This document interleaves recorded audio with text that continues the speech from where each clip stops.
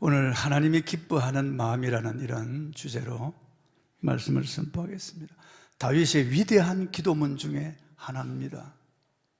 이게 표제를 보면은 다윗이 밧세바를 간음한 후에 나단 선지자가 책망할 때 지은 시라고 되어 있습니다.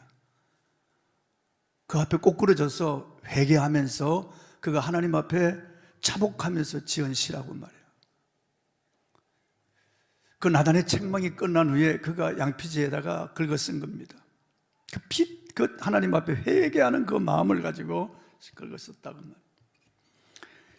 그가 회개한 내용을 기도시로 만들어서 후세에 우리 하나님 앞에 어떻게 회개하고 어떻게 살아야 할지, 어떤 마음으로 살아야 할지를 그의 심중에 피 묻은 마음으로 긁어서 쓴 겁니다. 먼저 정한 마음을 창조해 달라고 기도했습니다. 한번 읽어보겠습니다. 본문 10절입니다. 하나님이여 내 속에 정한 마음을 창조하시고 내 안에 정직한 영을 새롭게 하소서. 다윗은 정한 마음이 되게 해달라고 기도한 것이 아닙니다. 정한 마음을 창조해 달라고 기도한 겁니다. 내 마음을 새롭게 창조해 달라고. 과거의 그 부패한 마음을 다 제거해 버리시고 정한 마음을 새롭게, 완전히 마음이 변화되기를 원하는 강력한 그런 표현입니다. 다윗은 알았습니다. 인간의 마음이 얼마나 변하기 쉽고 얼마나 부패한 마음인지 그는 알았습니다.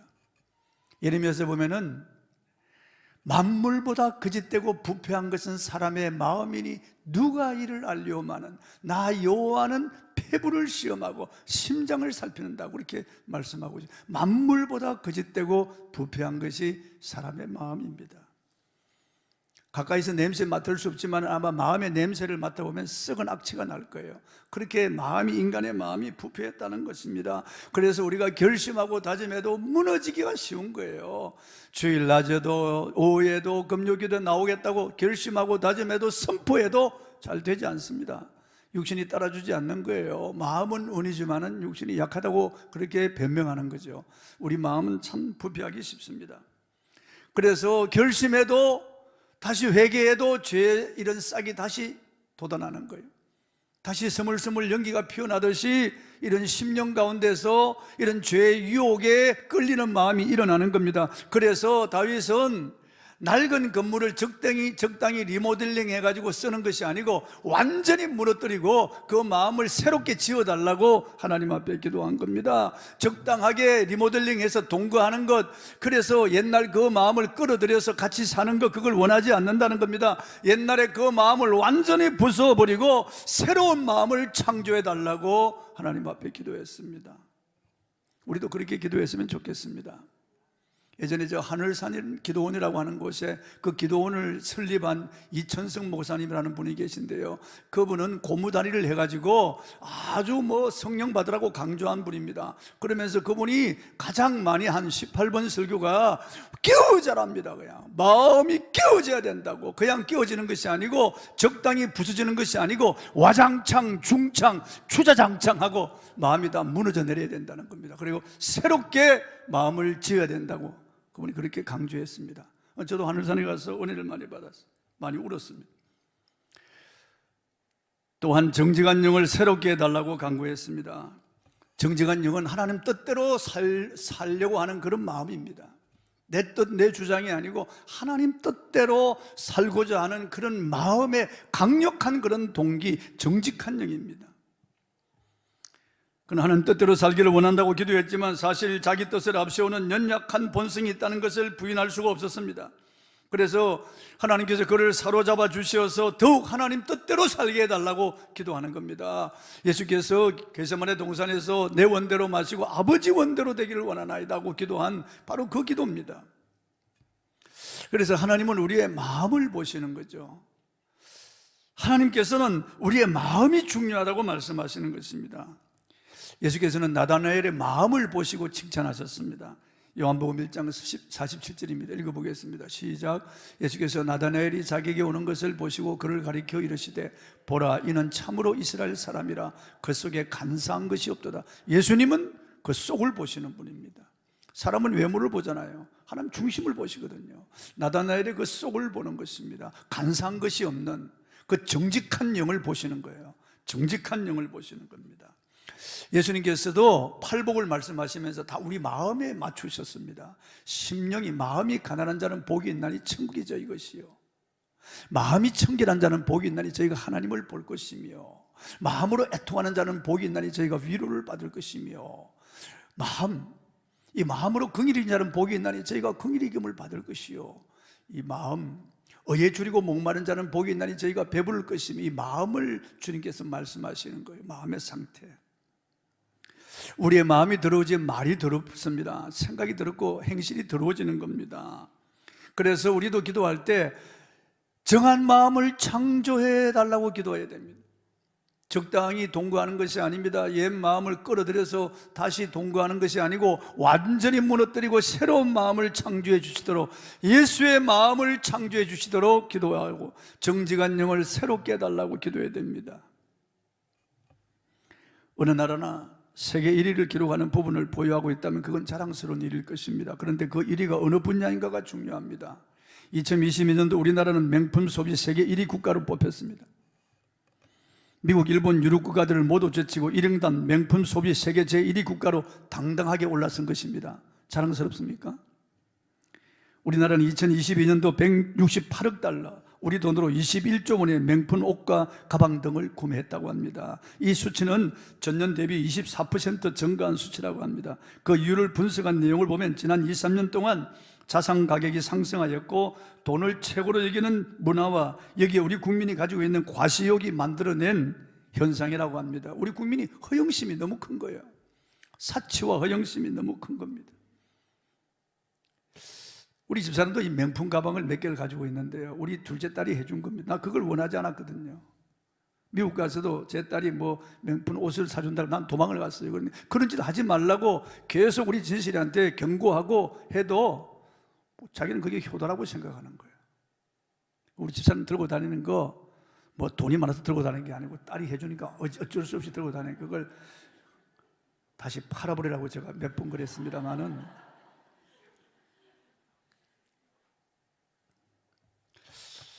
아유, 이게 우리 또 진실을 들으면 또 어떻게 생각할지 모르요. 고가 자동차 구매도 증가해서 대당 5억 원이 넘는 롤스로이스 차가 2022년도 작년에 234대가 구매되어, 자동차 한 대가 5억이 넘는다니 상상할 수 있습니까? 전년 대비 37%가 증가했는데 인구 비율로 보면 일본의 2배라는 거예요. 우리나라가 세계 제1위라는 겁니다. 지난 5월 1일 회사 법인카드로 해외 고가 브랜드 상품을 수집하듯 사들인 30살 여자 격리 직원이 7년 중형을 선고받았습니다. 이 직원은 제조업체에서 격리로 근무하면서 2018년 1월부터 지난해 8월까지 4년간 회사 명의카드로 총 2206회 41억 345만 원을 결제했습니다. 샤넬, 구찌, 디올, 루이비통 등 명품 매장에서 카드를 사용하여 사들인 명품 중 일부는 되팔아서 현금화한 뒤 본인의 거주지 전세 보증금으로 쓰게 됐습니다. 회사에서 회수한 돈은 1억밖에 안 됐어요. 나머지는 허랑방탕 다 사치와 허영으로 다 소비한 겁니다.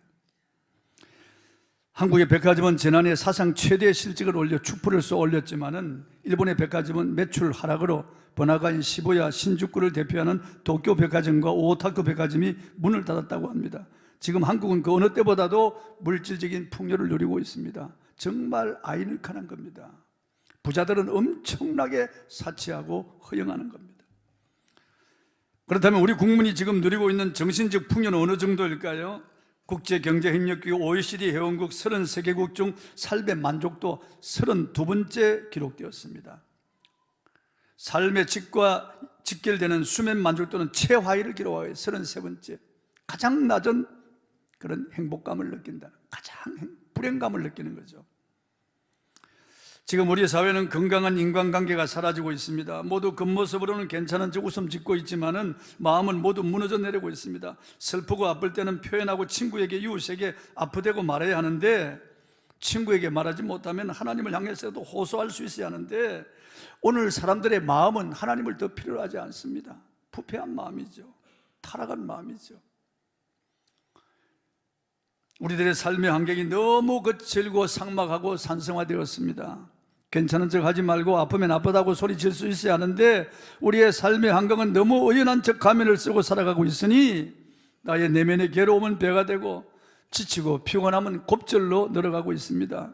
물질이 많아져도 사람이 달라지는 것이 아니고 형편이 나아진다고 행복한 것은 아닙니다. 행복은 물질과 별로 상관이 없습니다. 물질이 없어도 정신적으로 풍요로운 사람 많습니다. 또한 건강 잃고 오히려 깊은 행복을 되찾는 사람도 많습니다. 물질보다 정한 마음을 가지는 것이 중요하고 정직한 영을 새롭게 하는 것이 중요합니다. 그것이 중요합니다. 본문 11절 보겠습니다. 나를 주 앞에서 쫓아내지 마시며 주의 성령을 내게서 거두지 마소서. 성령으로 아니하고는 자기 마음이 새로워질 수 없다는 것을 다윗은 알고 있었어요.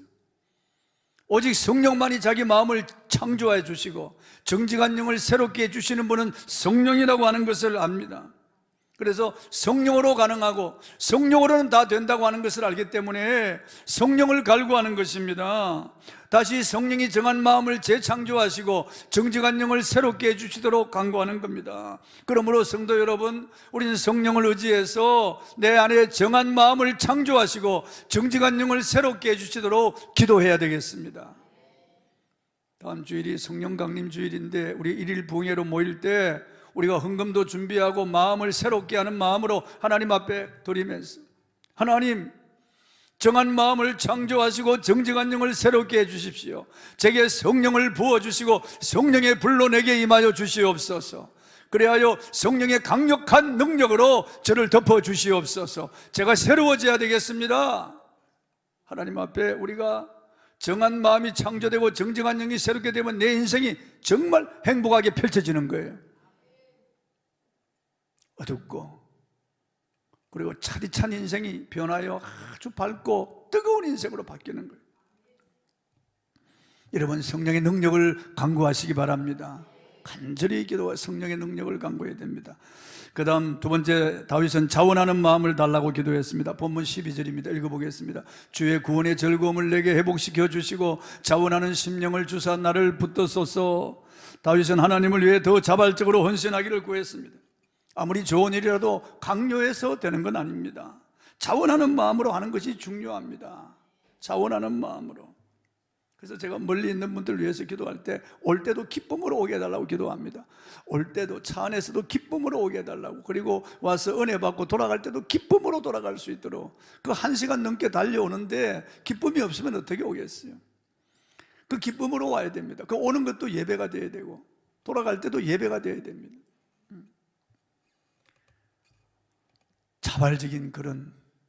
자발적인 사랑이 있어야 됩니다. 자원하는 마음이 있어야 됩니다. 남녀 사랑도 자원하는 마음이 있어야 그게 진정한 사랑이죠. 강요된 사랑은 최악의 상처를 남깁니다. 왜 공산주의가 무너졌습니까? 강제로 시키는 일만 하니까 자기 일에 대한 자발적인 책임감이 없어져서 땀을 흘리지 않기 때문입니다. 아무리 노력해도 사유재산이 없기 때문에, 다 노력해도 공동으로 갈라먹기 때문에 슬슬 요령을 피우면서 사람 눈치나 보면서 사실은 일하지 않는 거예요. 그러니까 능률이 오르지 않고 열매가 없는 겁니다. 그러니까 생산이 되지 않는 겁니다. 지나놓고 보면 그건 공산주의가 정말 망할 그런 사상이에요. 마귀가 준 사상이에요. 자원하는 마음이 없어요, 공산주의는요. 어떤 사람 몸은 불편하지만 마음은 자유를 만끽하며 삽니다. 몸의 자유보다 마음의 자유가 더 중요한 것입니다. 그래서 자원하는 심령이 중요합니다. 좋은 일도 억지로 하면 불행한 것입니다. 그래서 나는 우리 여전도회가 자원하는 마음을 가지길 바랍니다. 무슨 일을 맡겨주든지 주께서 내게 맡겨주신 것이니까 기쁨으로 자원하는 마음으로 할 때 하나님이 영광을 받으시는 것입니다. 주의 전에서 받은 직분들은 하나도 헛된 직분이 없습니다. 모두 주께서 주셨다고 성경은 말씀하고 있습니다. 주께서 주셨다고 말씀하고 있습니다. 강요된 상태에서 일하는 노예는 힘들게 노동하지만 기쁨이 없습니다. 땀은 많이 흘리지만 즐거움이 없습니다. 일은 이르지만 보람과 행복이 없습니다. 자원하는 심령으로 헌신하고 봉사해야 됩니다. 그때 깊은 만족과 기쁨과 행복이 우리에게 오는 것입니다. 본문 13절입니다. 읽어보겠습니다. 그리하면 내가 범죄자에게 주의 도를 가르치리니 죄인들이 주께 돌아오리이다. 다윗은 자원하는 심령으로 주의 말씀을 가르쳐서 사람들을 주님께 인도하기를 원한다고 했습니다. 자기가 한번 밧세바로 인하여 실패하고 수렁에 빠졌지만은 하나님 나를 건져주셔서 내가 자원하는 마음으로 이제 주의 말씀을 가르칠 수 있도록 도와달라고 기도하는 겁니다. 우리도 이런 기도를 드렸으면 좋겠습니다. 자원하는 마음을 주셔서 복음을 전하고 말씀을 가르쳐서 잃었던 영혼이 돌아오는 그 기쁨을 우리가 누리도록 해야 되겠습니다. 여러분, 우리가 이 세상 떠날 때 남는 것이 무엇일까요? 우리가 부동산 가져갈 수 있을까요? 땅 문서, 집 문서 내가 가져갈 수 있을까요? 우리가 이 땅에서 현금 가져갈 수 있을까요? 유가증권 이거 가져갈 수 있을까? 하나도 못 가져갑니다. 이런 한 푼 가져갈 수 없습니다. 이 땅에서 우리가 세운 이런 모든 명예나 지위나 자랑 가져갈 수 있을까요? 하나도 못 가져갑니다. 아무 남는 것이 없습니다. 하워드 휴즈가 죽으면서 nothing 하고 죽었는데 아무것도 없어요. 정말 nothing이에요. 오직 우리가 가져갈 수 있는 것은 주님을 위해서 일한 것은 가져갈 수 있습니다. 예수 이름으로 소자에게 냉수 한 그릇 준 선행, 그거 가지고 하는 겁니다. 그런 것들, 주님의 이름을 위하여, 주님의 영광을 위하여, 주님의 나라를 위하여, 주님의 몸된 교회를 위하여 우리가 충성하고 헌신한 것, 여기서 연주하고 싱으로 노래하고 찬양하고 가르치고 봉사하고 여전도에서 봉사하고 헌금하고 이 모든 것들 전부 다 가지고 가는 거예요. 하나도 없어지는 것이 없습니다. 여러분, 주님은 다 기억한다고 그랬습니다. 주님은 전부 다 계산될 것이라고 했습니다. 마지막 때 행한 대로 갚아준다고 했습니다. 주의 이름으로 한 것이 하나도 헛되지 않다고 성경은 말씀하고 있습니다. 약한 자를 도와주고 가난한 자를 구제한 것들, 그리고 넘어진 자를 일으켜 주는 것들, 죄악의 수렁에 빠진 자들 복음 전하여 건져주는 것들, 이게 얼마나 칭찬과 상급이 되어 나타날 것입니다. 그러므로 여러분, 자원하는 심령을 주셔서 주님의 일을 할 수 있도록, 자원하는 심령을 주셔서 전도할 수 있도록, 자원하는 심령을 주셔서 하나님께 찬양하고 봉사하고 가르칠 수 있도록 자원하는 심령을 달라고 합니다. 억지로 하면 정말 힘든 것이에요. 물론 주의 일은 억지로라도 해야 됩니다. 그러나 이왕이면 자원하는 심령으로 해야 됩니다. 세 번째, 찬송하는 마음을 달라고 기도했습니다. 본문 14절입니다. 읽어보겠습니다. 하나님이여, 나의 구원의 하나님이여, 피 흘린 죄에서 나를 건지소서. 내 혀가 주의 의를 높이 노래하리이다. 다윗은 전쟁터를 누비면서 많은 사람의 피를 흘렸습니다. 뿐만 아니라 충신 우리아 장군의 피를 흘린 죄를 범했습니다. 그 피 흘린 죄에서 자신을 건져달라고 하면서 동시에 자신과 같은 죄인을 구원하신 것에 대해서 입술로 하나님의 의를 높이 찬양하겠다고 말합니다. 피 흘린 죄에서 구원해 주시다. 그러면 주님의 의를 높이 찬양하겠다고, 여호와 지덕해노, 나에게 의를 주신 내 하나님을 높이 찬양하겠다고. 자기는 이렇게 피를 많이 흘렸지만 이 살인한 죄에서, 이렇게 충신 우리아를 죽인 이 죄에서 주님 나를 용서해 주시면 내가 그 하나님의 의를 높이 찬양하겠다고. 더 나아가 다윗은 자신의 입술을 열어서 주를 찬송하며 전파하게 해달라고 기도했습니다. 본문 15절입니다. 주여, 내 입술을 열어주소서. 내 입이 주를 찬송하여 전파하리이다. 자기 입술을 열어주시면은 그 입으로 주를 찬송하며 전파하겠다고요. 그 찬송으로 사람들의 마음을 감동시키고 그 찬양을 통해서 사람들에게 하나님의 그 사랑과 의를 전하겠다고 하는 겁니다. 사실상 우리가 찬양하면은요, 사람들이 끌려옵니다. 내 안에 진실한 찬양이 있으면은, 이 구원의 즐거움, 이것이 회복되고 구원의 기쁨이 있으면은요, 내가 찬양하고 하나님을 노래하면, 이 진실로 찬양하고 노래하면은 사람이 끌려오게 돼 있다고. 그 진실한 찬양의 능력에 사람이 끌려오게 되어 있습니다. 영이 아는 거예요. 끌려오게 되어 있습니다. 자석의 지남철에 자석이 쇠붙이가 끌려오듯이 끌려오는 거예요. 어느 날 동남아 오지에서 수십 년 동안 선교사로 수고한 분이 교회에서 거기서 고생한 이야기를 했습니다. 그 이야기를 듣고 있던 어떤 분이 말했습니다. 훌륭하십니다. 그 오지에서 귀한 청춘을 다 바치셨군요. 그때 그 선교사가 말했습니다. 저는 제 청춘을 오지에 바친 것이 아니라 하나님께 바쳤습니다. 또한 사람들이 그의 헌신을 칭찬하자 그는 말했습니다. 저는 헌신했다기보다는 오히려 특권을 누리며 살았습니다. 그렇습니다. 주의 일의 기쁨과 찬송이 넘치면 봉사도 특권이 되고 헌신도 특권이 되고 전도도 특권이 되는 것입니다. 여러분, 자원하는 심령으로 가르치고 주님께서 나를 구원해 주신 그 구원의 은혜, 그 나에게 을을 주신 그 구원의 은혜에 대해서 찬양하며 노래하며 하나님 앞에 영광 돌리고 사람들에게도 전파하는 저와 여러분이 되길 바랍니다. 마지막으로 회개하는 마음을 달라고 기도했습니다. 본문 16절입니다. 읽어보겠습니다. 주께서는 제사를 기뻐하지 아니하시나니 그렇지 아니하면 내가 두려웠을 것이라 주는 번제를 기뻐하지 아니하시나이다. 당시 이스라엘 백성들은 제사를 매우 중요시했습니다.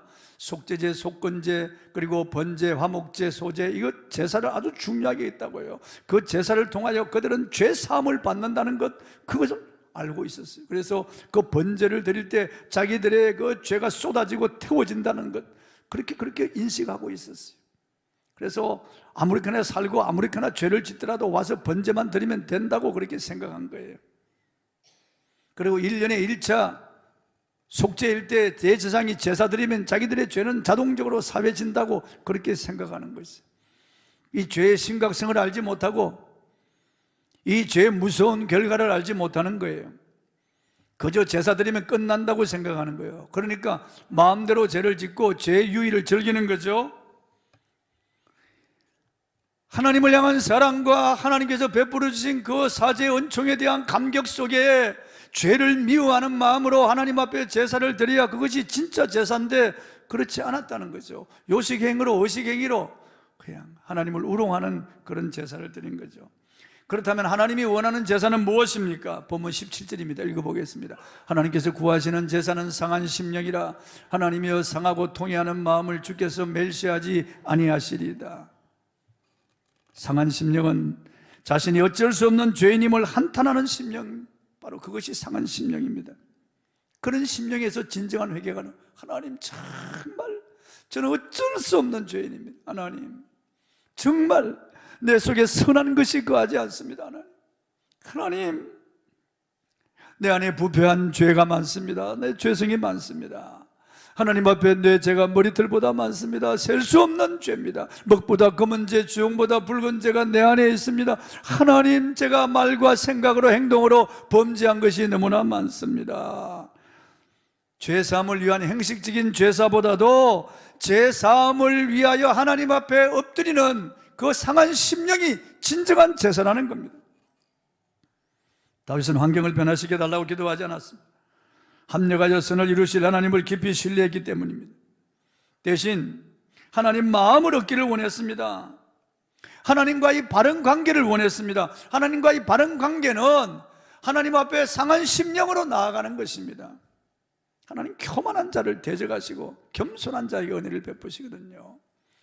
교만은 패망의 선봉이요 거만은 너무집의 앞잡이라고 했습니다. 하나님이 겸손한 자를 찾으신다고 했습니다. 그래서 상한 심령으로 나아가는 것이 아주 중요합니다. 본문 18절 19절입니다. 읽어보겠습니다.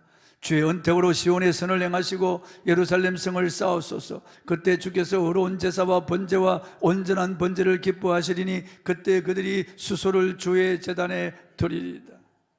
오직 하나님의 은혜를 구하는 겁니다. 이 은택은 은혜와 덕택을 말하는 겁니다.